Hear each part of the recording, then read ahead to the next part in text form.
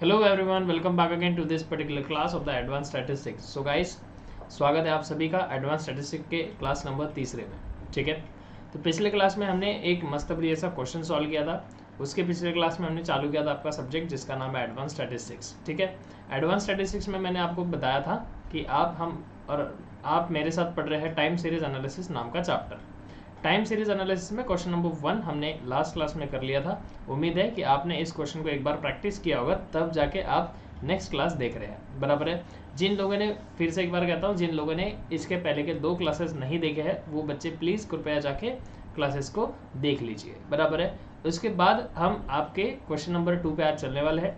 Question number 2 हमारा इस class में हो सकता है और क्वेश्चन नंबर 3 भी हमारा इस क्लास में हो सकता है। ठीक है क्या? अब ये चैप्टर में बाकी तो चीज़ें कुछ है नहीं, बस हमको क्वेश्चन से सॉल्व करना है। जिस मेथड से क्वेश्चन पूछेगा उस मेथड से हमको क्वेश्चन सॉल्व करना है। ठीक है, तो आइए बिना वक्त को बर्बाद किए आते हैं नेक्स्ट हमारे क्वेश्चन पे, which is question number 2। Question number 2 आपसे क्या कहता है, ज़रा देखेंगे। क्वेश्चन नंबर 2 आपसे कह रहा है the following are the annual profit in the 1000 of rupees in a certain business. आपको प्रॉफिट दिया हुआ है, ये है ईयर और ये है प्रॉफिट। बराबर है क्या? तो ये ईयर और प्रॉफिट दोनों चीज़ दी हुई है और आपको क्वेश्चन में सिर्फ पूछा क्या है, देखिए ज़रा। आपको सिर्फ पूछा है use the method of least square. आप इस लीस्ट स्क्वायर मेथड को यूज़ कीजिए to fit a straight line, क्योंकि ये आगे ट्रेंड बनता रहे। ठीक है, to the about data also make an estimate profit in 2016। हमको सिर्फ प्रॉफिट निकालना है कि 2016 में क्या प्रॉफिट या तो क्या प्रोडक्शन होगा। बराबर है, बात समझ में आई? तो इसके लिए मैंने आपको फॉर्मूला लिखवा के दिया था कि प्रोडक्शन और प्रॉफिट अगर क्वेश्चन में पूछा तो क्या हम निकाल सकते हैं। तो ये देखो, जैसे कि प्रोडक्शन या फिर प्रॉफिट अगर हमको पूछा है तो हमको क्या निकालना पड़ेगा। ठीक है, क्वेश्चन जज कैसे करना देखिए ज़रा। आज मैं सिखाता हूँ आपको कि क्वेश्चन की रिक्वायरमेंट को समझना कैसे है। ठीक है, जैसे ही हम बढ़ेंगे आंसर नंबर 2 पे, आंसर नंबर 2।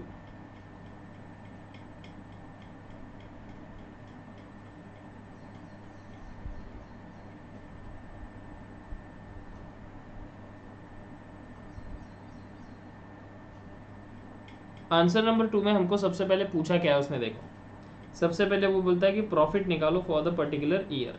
तो हमको भी पता है कि हमारा फॉर्मूला क्या है, A plus required year minus middle year into rate of growth. अब हमको ना कितने कॉलम्स बनाने हैं, क्या क्या रिक्वायरमेंट है, ये सब चीज़ें ना इस फॉर्मूले को समझ के पता चलने वाली है। ठीक है, तो आइए सबसे पहले हम निकालेंगे मीन। सबसे पहले ए के लिए हमको क्या चाहिए, ये जो ए है इसके लिए हमको क्या लगता है, मीन कैसे निकलता है बताइए ज़रा। तो मीन निकलता है हमारा कैसे, समेशन वाई अपॉन एन। मतलब अब रिक्वायरमेंट क्या आ गई, सबसे पहले तो आपको निकालना होगा समेशन वाई। तो सर रिक्वायरमेंट नंबर पहला समेशन वाई निकालना है, एन निकालना है। ठीक है, ओके सर। उसके बाद आते हैं रिक्वायर्ड ईयर। ये जो रिक्वायर्ड ईयर है ये हमारा क्वेश्चन में गिवन होता है। फिर आता है मिडल ईयर, तो मिडल ईयर को भी फाइंड आउट करना पड़ेगा। तो मिडल ईयर को जो फाइंड आउट करने के लिए फॉर्मूला दिया हुआ है आपके पास, मिडल ईयर को फाइंड आउट करने का n+1 divided by 2, this is the formula to find out the middle year. Okay, तो इस फॉर्मूले से हमको एक ही बात निकालनी है विच इज n, जो हमने यहाँ पे लिख ली है। ठीक है, यस सर। उसके बाद आते हैं rate of growth. Rate of growth निकालना है तो उसके लिए हमारे पास फॉर्मूला क्या था, summation X Y upon summation X का स्क्वायर। ठीक है, मतलब यहाँ 2 रिक्वायरमेंट और आ गई। एक तो आ गई हमारी समेशन एक्स वाई और समेशन एक्स का स्क्वायर। ठीक है, अब ज़रा ध्यान से सुनना, y का समेशन किस तरीके से निकल सकता है, क्वेश्चन में y दिया होगा तो उस तरीके से उसका समेशन निकल जाएगा। n मतलब नंबर, ये काउंट ही करके बता सकते। x और y का समेशन कैसे निकालोगे, जब आपके पास x होगा। तो अगर x से निकालना है तो सबसे पहले हम x किस तरीके से निकालते थे, डेविएशन के तरीके से। मतलब एक डेविएशन का कॉलम बनेगा, बराबर है, एक बनेगा डेविएशन का कॉलम जिसको हम नाम देते हैं x। ठीक है, एक बनेगा y का कॉलम, एक बनेगा आपका ईयर्स का कॉलम। तो ये हो गए 3 कॉलम। फिर एक समेशन एक्स वाई पूछा है तो एक कॉलम बनेगा x और y का। ठीक है, और समेशन एक्स स्क्वायर भी पूछा है तो एक कॉलम बनेगा x स्क्वायर का। बात समझ में आई क्या? एक कॉलम किस चीज़ का बनेगा? एक्स स्क्वायर का एक कॉलम बनेगा। अब ये सब बनने के बाद हमको हमारा क्वेश्चन मिल जाएगा, यानी कितने कॉलम्स हमको बनाने हैं? 1 2 3 4 और ये 5, हमको 5 कॉलम ऐसे बनाने हैं। समझ में आया? तो इस तरीके से जज किया जाता है स्टैटिस्टिक में क्वेश्चन क्या बनाया जाता है, उसमें क्या बनाना है क्वेश्चन में, ये इस तरीके से जज किया जाएगा। बराबर है क्या? जी सर। तो आइए शुरुआत करते हैं। आई होप कि ये सबको समझ में आ गया होगा। ओके जी सर, थोड़ा बहुत तो समझ में आ गया सर। ओके बेटा, no problem.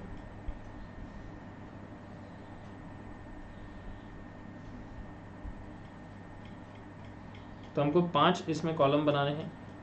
This is column number 1, this is column number 2, 3, 4 and 5। Okay, तो ये हमारे हो गए कॉलम।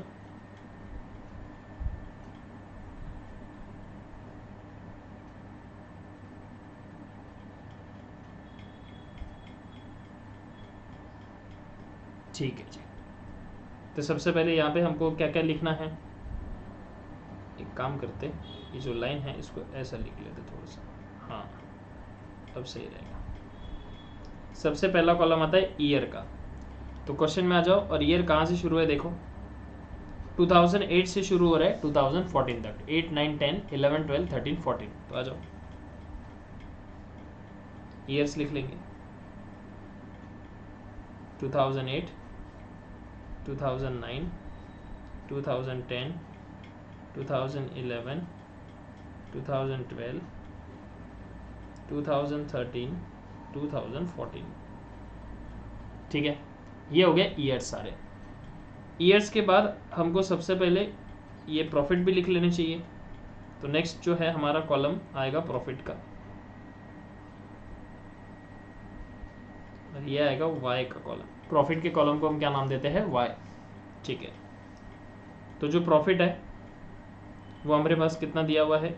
60, 72, 75, 60, 72, 75, 65, 80, 85, 95, 65, 80, 85 एंड 95। ओके, उसके बाद ये दोनों लिख लेने के बाद आपको सबसे पहला काम करना है मिडल ईयर को जज करना है, क्योंकि यहाँ पे आपको निकालना होता है एक्स।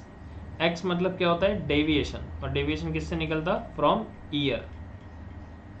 डेविएशन आपको सबसे पहले निकालना होता है, और डेविएशन निकलता है फ्रॉम द मिडल ईयर। ठीक है, तो सबसे पहले हम निकालेंगे मिडल ईयर। तो आ जाओ,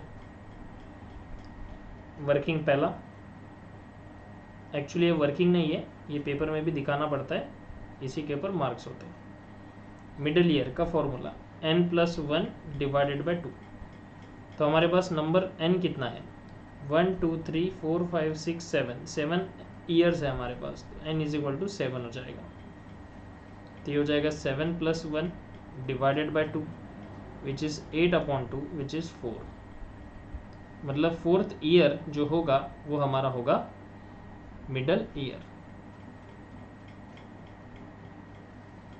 4th ईयर जो होगा वो होगा मिडल ईयर। तो आ जाओ, जो 4th ईयर है हमारा यानी कि 2011 which is middle ear. Done. I hope ये आपको बात समझ में आ गई है। जी सर, समझ में आ गई सर।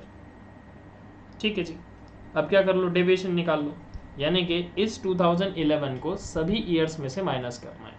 यानी 2008 - 2011, ये आएगा -3, फिर आएगा -2, फिर आएगा -1, 0, 1 2 एंड 3। ठीक है, ये हो गया डेविएशन यानी कि x। बात समझ में आई? Yes sir. उसके बाद हमने देखा था कि अगर x भी आपके पास है, y भी आपके पास है, तो आप क्या कर लो? x और y दोनों का मल्टीप्लाई कर लो, या फिर एक काम करो, ये x साइड में ही है तो मैं इसका स्क्वायर का कॉलम पहले बना लेता हूँ। x स्क्वायर का हमको पहले कॉलम बनाना चाहिए। ठीक है, ऐसा कुछ नहीं है कि कॉलम सीक्वेंस में बनते हैं, आप कोई भी कॉलम कहीं भी बना सकते हो। ठीक है, बस ऐसा मत करना ईयर का कॉलम सबसे लास्ट में, y का कॉलम सबसे पहले, ऐसा मत करना। ठीक है, x स्क्वायर मतलब इनका सबका स्क्वायर, तो -3 का स्क्वायर 9 आएगा, -2 का स्क्वायर 4, 1 का 1, 0 का 0, 1 का 1, 2 का 4 और 3 का 9। बात समझ में आई क्या? जी सर। उसके बाद x और y ये दोनों का मल्टीप्लाई आना चाहिए, मतलब इन दोनों का मल्टीप्लाई होते चलेगा, इन दोनों का आपस में क्या होते चलेगा? Multiply. 60 multiplied by 3 which is -180, 72 multiplied by 2 which is -144, 75 multiplied by 1 which is 75, 65 zeros are 0, 80 ones are 80, 85 twos are 170, 95 threes are 285 rupees. ठीक है, तो ये आ गया हमारा एक्स वाई का कॉलम। अब हम क्या करेंगे? सभी की करेंगे टोटल। आइए सभी के टोटल करने का समय आ गया है।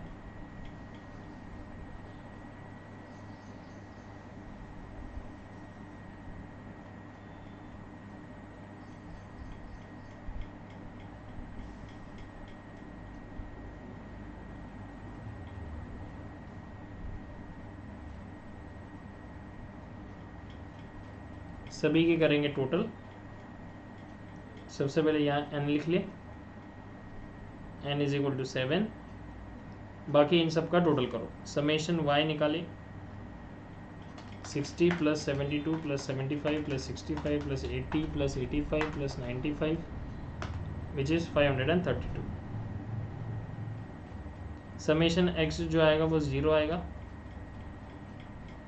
ठीक है, एक्स स्क्वायर निकाल लो, ये 28 आएगा। इसकी टोटल कर लो। पहले पॉजिटिव वाली टोटल करेंगे, उसके बाद उसमें से नेगेटिव वाले माइनस करेंगे। यहाँ पे -75 आएगा।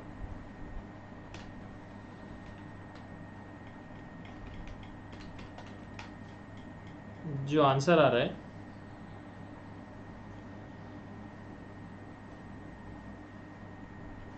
136 रुपीज़। बुझे? बात समझ में आई? यस सर, सब कुछ मिल गया। बस धीरे धीरे अब चीज़ें निकालना शुरू करो। मिडल ईयर हो गया। उसके बाद आपके पास रिक्वायर्ड ईयर भी है, मिडल ईयर भी है। अब निकालना है rate of growth. Rate of growth निकालना है आपको। तो रेट ऑफ ग्रोथ का फॉर्मूला हमारे पास है। अच्छा, रेट ऑफ ग्रोथ के पहले एक काम करते हैं, मीन निकालना है। रेट ऑफ ग्रोथ के पहले एक काम करिए, मीन निकाल लीजिए। मीन निकालना बड़ा ही आसान होता है। मीन मतलब होता है एवरेज। ठीक है, तो मीन का फॉर्मूला हमारे पास है समेशन y अपॉन n। तो जो समेशन y आया हमारे पास वो है 532 डिवाइडेड बाय n जो है वो 7 है। इसको कर लो तो आया 76। ये जो आया ये आ गया मीन। ठीक है, अब आ जाओ रेट ऑफ ग्रोथ पे। अब आ जाएंगे रेट ऑफ ग्रोथ पे। रेट ऑफ ग्रोथ का फॉर्मूला हमारे पास क्या था?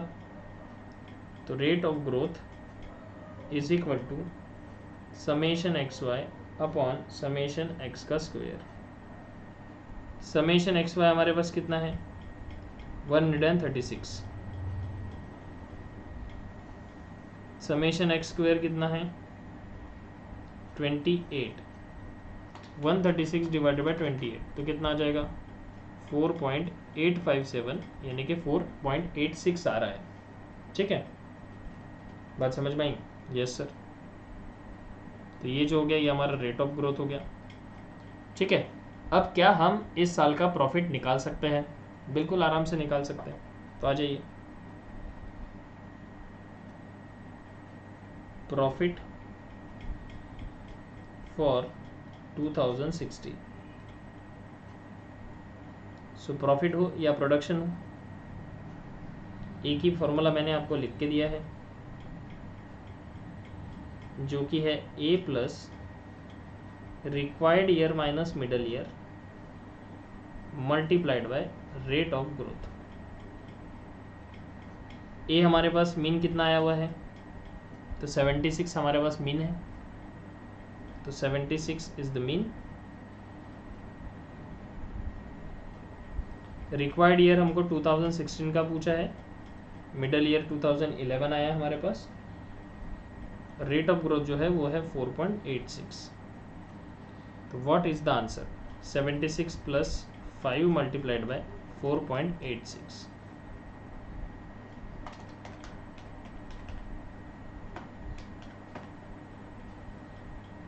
$100.3, ठीक है, जो 100.3 आ गया आंसर, बराबर है। तो देयरफॉर जो प्रॉफिट आया फॉर 2016 इज 100.3। कहानी खत्म। बस सर इतना सिंपल? हाँ जी, सिंपल तो है, बस फॉर्मूले लाने चाहिए, ठीक है, फॉर्मूले का खेल है। तो ये हो गया आपका क्वेश्चन नंबर 2। आई होप कि आपको क्वेश्चन नंबर 2 समझ में आ गया है, ठीक है। इसको नोट डाउन कीजिए।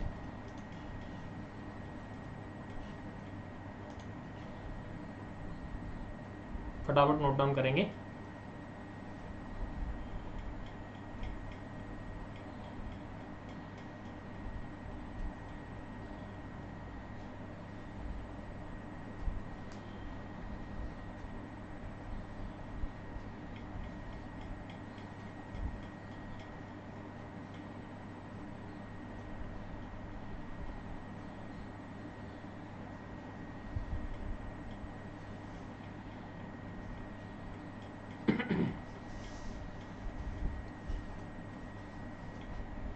ओके जी,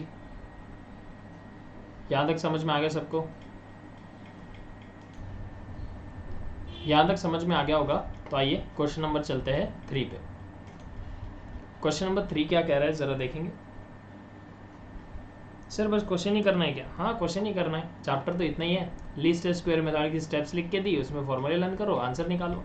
सर हर चैप्टर में ऐसा ही है क्या? हाँ ऐसा ही है बेटा, बस कुछ चैप्टर जो है आपको फॉर्मूला, कुछ क्या सारे ही चैप्टर जो है वो फॉर्मूला बेस्ड ही है।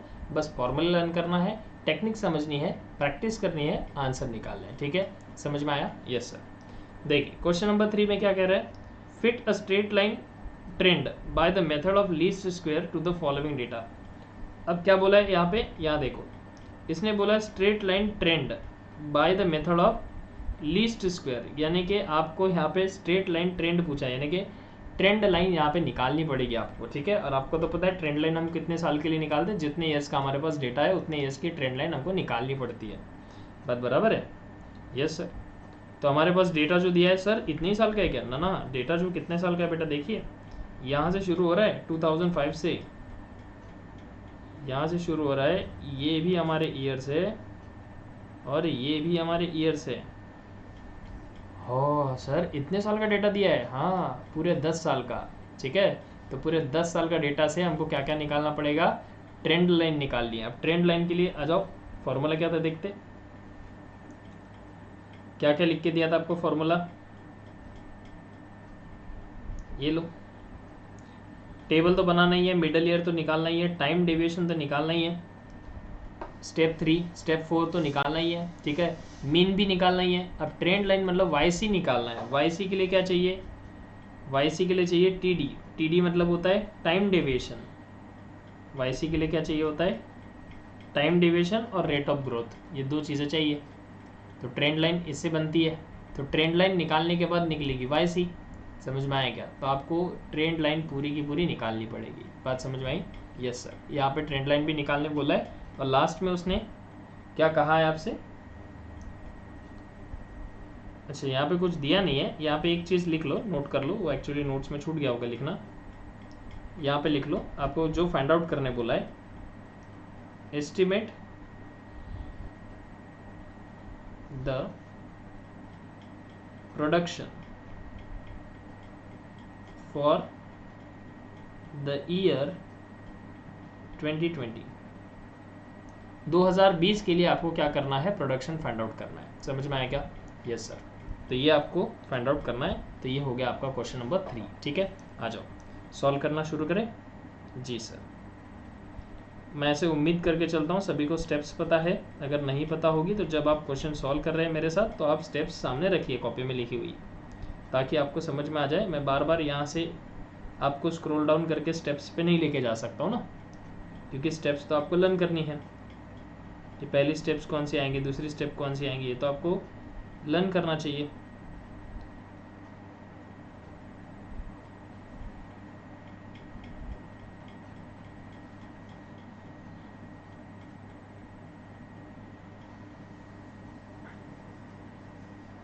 छह कॉलम हम बनाते हैं हमेशा।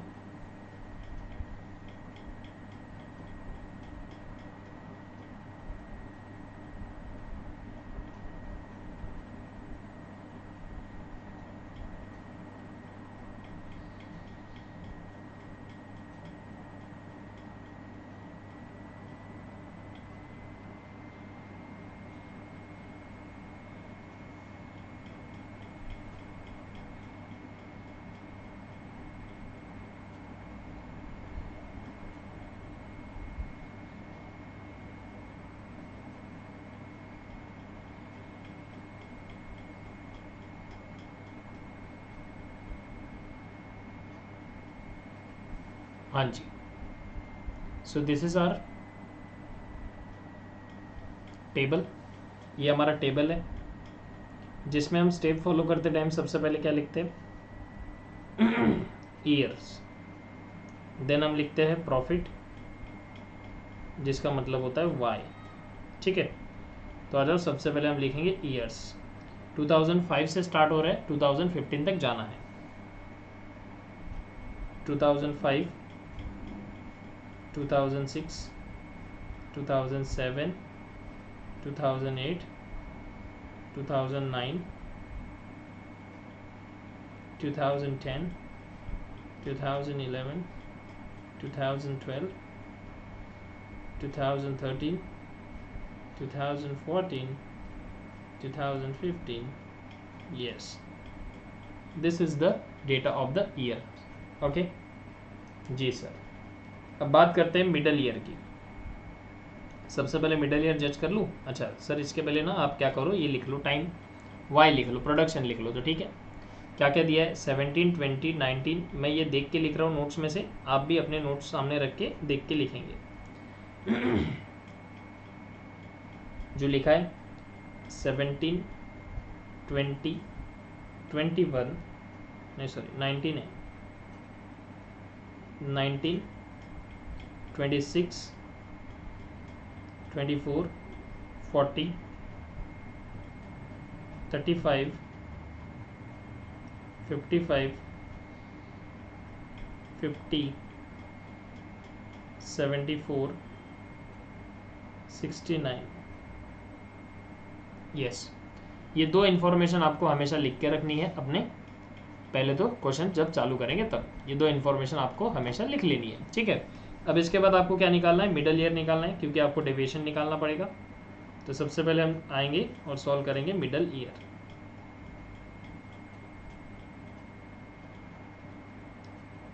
You all know the formula of middle year is n+1 divided by 2। n हमारे पास कितना है, नंबर ऑफ ईयर्स हमारे पास कितने हैं, तो 1, 2, 3, 4, 5, 6, 7, 8, 9, 10, 11, which is 11 years plus 1 divided by 2।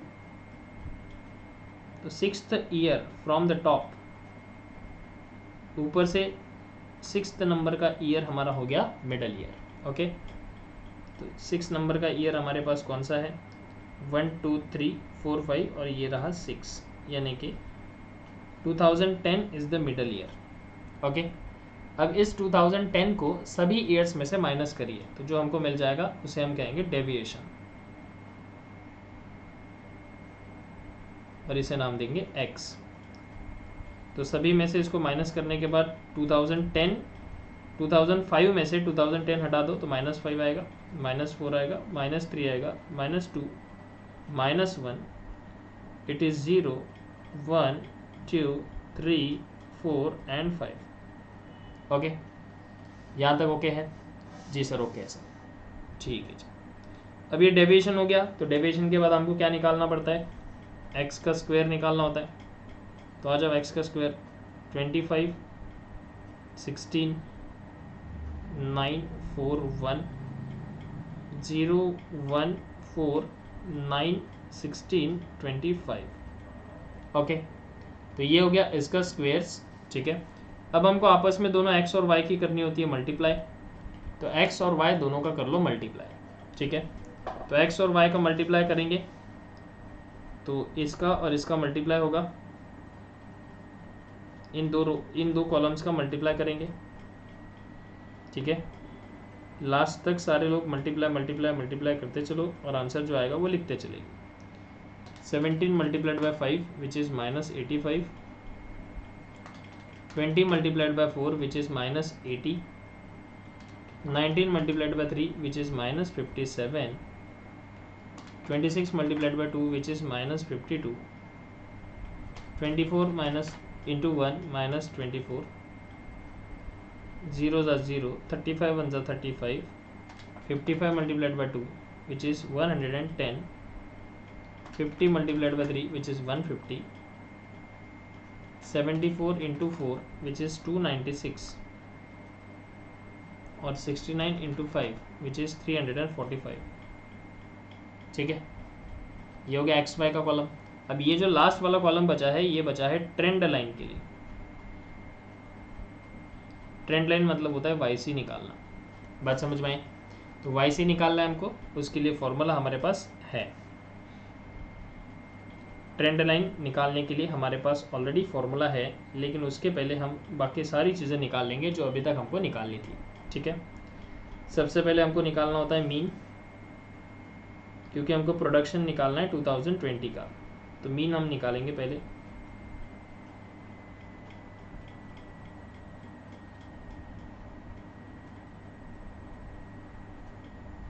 Mean का फॉर्मूला है summation y upon n। So what is the summation y? तो समेशन y की करनी होगी टोटल। ठीक है सर, हम टोटल कर लेंगे।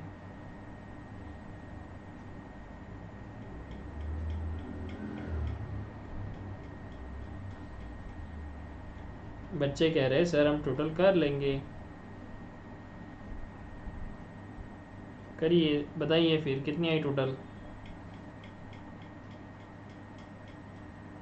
आ जाओ जी, n इज इक्वल टू 11 है हमारे पास, इन सब का आपको करना है टोटल। ठीक है, 17 plus 20 plus 19, 26 plus 24 plus 40 plus 35 plus 55 plus 50 plus 74 plus 69 which is 429। 429 rupees. अब डेविएशन का तो आंसर हमेशा ज़ीरो ही आता है, तो हमारे पास हमको चाहिए था समेशन y, जो कि आ गया है 429 divided by 7 which is answer 61.29। ठीक है, तो ये जो आया ये हमारा आया मीन, ये जो आ गया ये हमारे पास आ गया, इसको कहेंगे हम मीन। मीन मतलब होता है एवरेज। ठीक है, यस सर। अब बात करेंगे मीन के बाद आप रेट ऑफ ग्रोथ निकाल लो। रेट ऑफ ग्रोथ निकालेंगे जिसका फॉर्मूला है summation X Y upon summation X का स्क्वायर। एक्स वाई जो है उसका टोटल करिए, यहाँ पे एक्स का स्क्वायर का भी टोटल करेंगे। तो एक्स का स्क्वायर के कॉलम ये रहा हमारे पास, 25 plus 16 plus 9 plus 4 plus 1 plus 1 plus 4 plus 9 plus 16 plus 25 which is 110। तो जो समेशन एक्स स्क्वायर है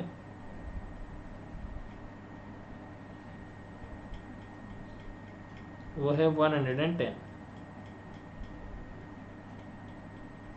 और समेशन एक्स वाई आएगा, उसको भी सॉल्व करेंगे।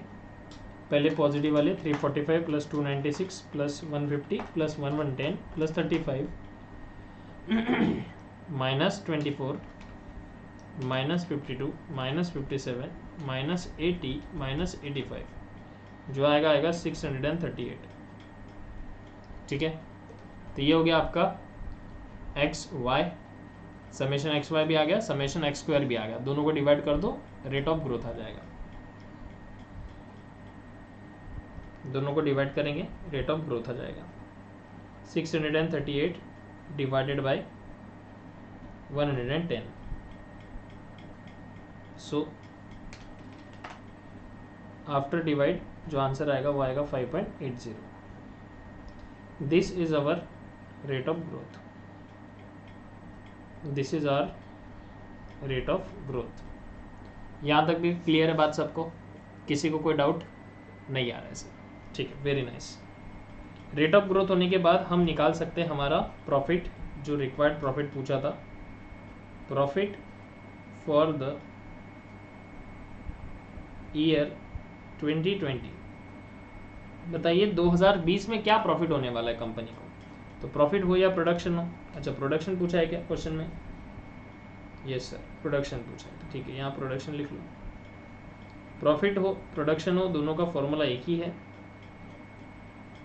यहाँ पूछा है A plus required year minus middle year into rate of growth. A मतलब कितना है? मीन हमारे पास कितना आया था? मीन जो आया वो आया 61.29। रिक्वायर्ड ईयर है 2020, मिडल ईयर 2010 निकला, रेट ऑफ ग्रोथ जो निकला वो निकला 5.80। 61.29 plus 10 multiplied by 5.80, 10 into 5.80, the answer is 58।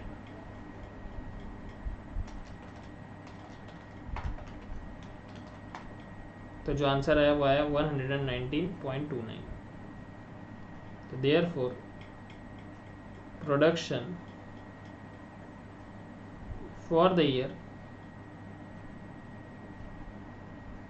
2020 is 119.29। तो जो प्रोडक्शन आया 2020 का एस्टिमेटेड प्रोडक्शन हमको पूछा था वो हमने निकाल दिया 119.29। इजी, एकदम इजी है। बहुत हार्ड लग रहा है? नहीं सर। अब इसमें एक छोटा सा बेरोजगारी वाला काम हमको दे दिया है कि ट्रेंड लाइन निकालिए सर। तो ठीक है, ट्रेंड लाइन निकालो, ट्रेंड लाइन शो करो which is called as YC। ठीक है, ट्रेंड लाइन का जो फॉर्मूला है वो हमको सभी ईयर्स में लगाना पड़ेगा, 2005 से लेके 2006, 2007, 2008, 2009, 2010, 2011, 2012, 2013 and 2014, लास्ट वन इज 2015। ठीक है, ट्रेंड लाइन का जो फॉर्मूला था वो क्या फॉर्मूला था? ए प्लस, ट्रेंड लाइन का जो फॉर्मूला था वो फॉर्मूला क्या था? ए प्लस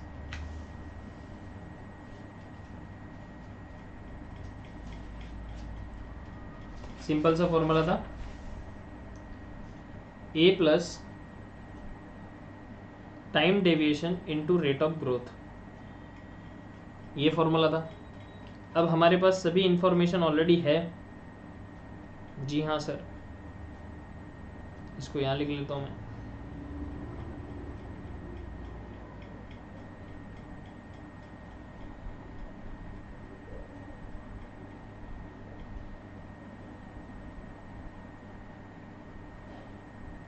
ये फॉर्मूला हमको फिट करना है।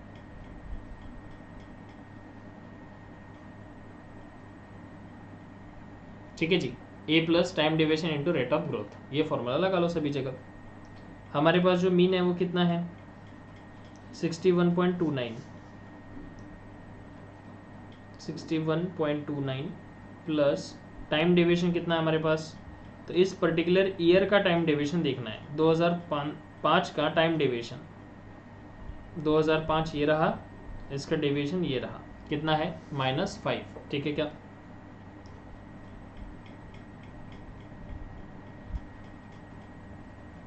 -5 इंटू रेट ऑफ ग्रोथ है 5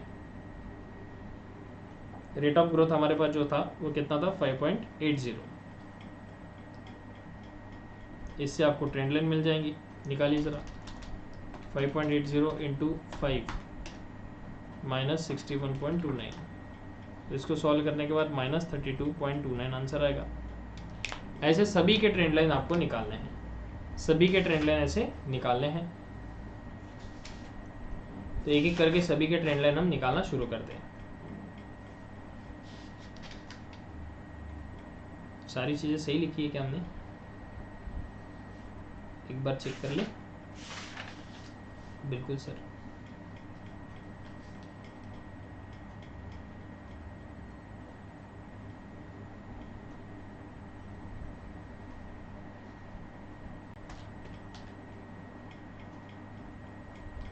फाइव 5.80 इंटू 5,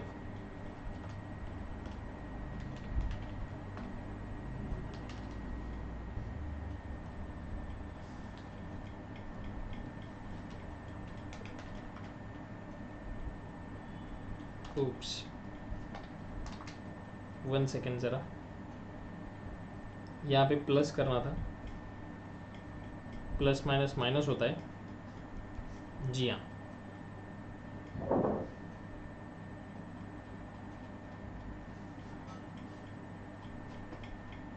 टाइम डेविएशन जो आया वो -5 है हमारे पास।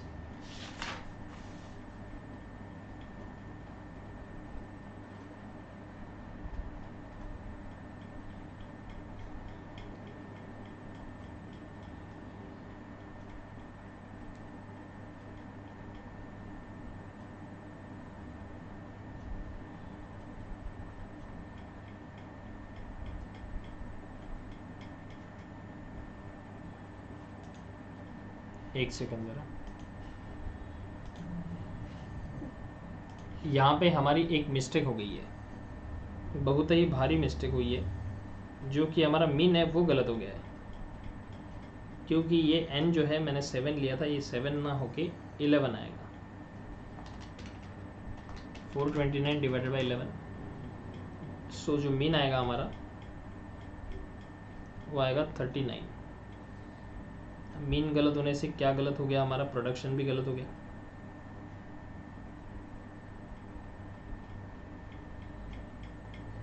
$39 plus 58, 97 is the answer.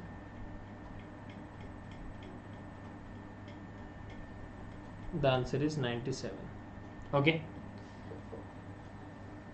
होता है बेटा ऐसा उम्र के हिसाब से, आपकी और मेरी उम्र आप समझ सकते हैं। मीन जो आया वो 39 आया। ओके, अब इसको सॉल्व करिए।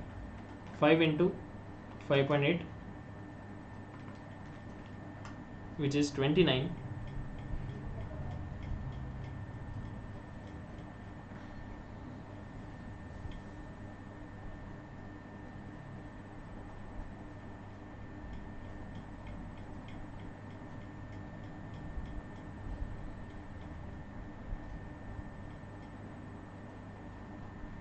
हाँ जी, इसको आगे सॉल्व करेंगे तो कैसा आएगा 39, ये ब्रैकेट के बाहर ये प्लस है और अंदर माइनस है, तो प्लस माइनस माइनस होता है, इतना तो सबको बेसिक नॉलेज होगा। यस सर, तो ये माइनस होगा 29, द आंसर इज 10। ठीक है, तो पहले ईयर का जो ट्रेंड लाइन आ गया वो आ गया 10। अगले साल की ट्रेंड लाइन निकालने चलो, 39 plus -4 into 5.8 is equal to, ये वाला आप कर लेना, मैं डायरेक्ट आंसर लिख देता हूँ। 5.80 इंटू 4 माइनस में आएगा और ये 39 माइनस हो जाएंगे तो आएंगे 15.8। Okay, 39 plus -3 into 5.8, 39 plus -2 into 5.8, 39 plus -1 into 5.8, 39 plus 0 into 5.8, 39 into 1 into 5.8, 39 into 2 into 5.8, 39 multiplied by 3 into 5.8,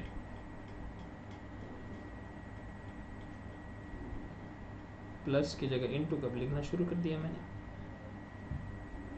plus plus plus 39 plus 4 into 5.8 and last one is 39 plus 5 into 5.8। ठीक है जी, अब डायरेक्टली सॉल्व कीजिए और आंसर बताइए।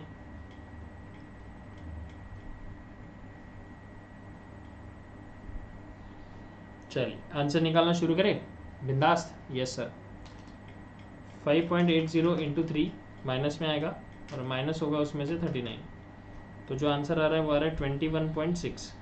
ठीक है, ठीक इसी तरह ये 27.4 आएगा, ये 33.2 आएगा, फिर ये 39 आएगा, फिर ये जो आएगा ये 44.8 आएगा, फिर ये जो आएगा ये 50.6 आएगा, और फिर ये आएगा 56.4। इसका आंसर आएगा 62.2 और ये लास्ट आएगा 68। बराबर है क्या? तो ये जो भी हमने निकाला अभी, ये दोनों और साथ ही साथ यहाँ से ये पूरा, तो ये जो हो गई ये हमारी हो गई ट्रेंड लाइन, यानी कि YC हो गया हमारा। अब इस YC को देख के हमको जाके लिखना है टेबल में, यहाँ लिखना है, ये आएगा 10, 15.8, 21.6, 27.4, 33.2, 39 यहाँ आएगा, 44.8, 50.6, 56.4, 62.2 और लास्ट में 68 आएगा। बराबर है। अब जो YC आया इसकी भी टोटल निकाल लो, 10 प्लस 15.8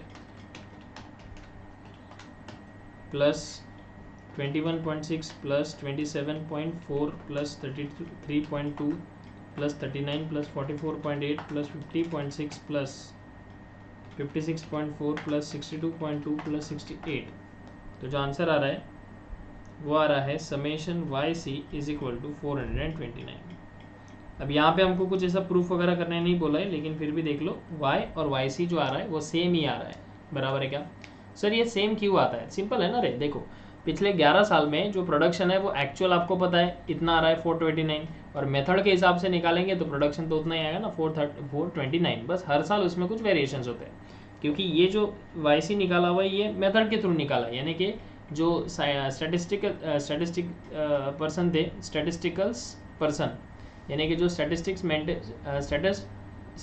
स्टैटिस्टिशियन बोलते हैं उनको, स्टैटिस्टिशियन जो थे उन लोगों ने मेथड्स निकाले थे, उस मेथड के हिसाब से इतना प्रोडक्शन आना चाहिए था और एक्चुअल में इतना आया। लेकिन हाँ इतनी बात तो पक्की है कि पिछले 11 साल में यहाँ भी इतना ही प्रोडक्शन आया था, और ये फॉर्मूले से निकालेंगे फिर भी सेम ही प्रोडक्शन आएगा। बात समझ में आई क्या? Yes sir. ये कभी कभी डिफरेंट भी हो सकता है, ऐसा ज़रूरी नहीं कि दोनों सेम हमेशा ही आए। ठीक है क्या? जी हाँ सर। सो ये हमारा क्वेश्चन नंबर 3 हो गया। उम्मीद करता हूँ कि ये भी क्वेश्चन आपको समझ में आ गया होगा। अब इसको लिख लो, पहले 2010 तक लिखिए।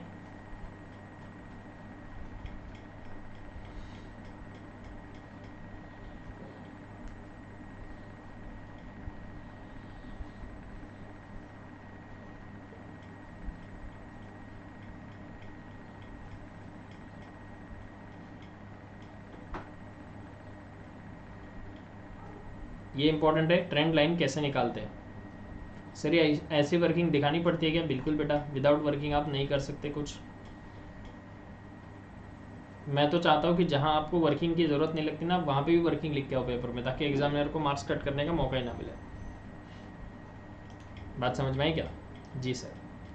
तो बस फिर आज हमने क्वेश्चन नंबर किया सेकंड और क्वेश्चन नंबर 3, दोनों क्वेश्चन हमारे हो गए हैं। अगली क्लास में हम लोग क्वेश्चन नंबर 4 और 5 को सॉल्व करेंगे और देन अंटिल अगला क्लास जो होगा वो लास्ट क्लास होगा हमारा यूट्यूब पे। उसके बाद आपको सब्सक्रिप्शन परचेस करके क्लासेस को कंटिन्यू आगे देखना पड़ेगा, ठीक है। सो मिलते हैं नेक्स्ट क्लास में, तब तक के लिए bye bye, take care, God bless you बेटा।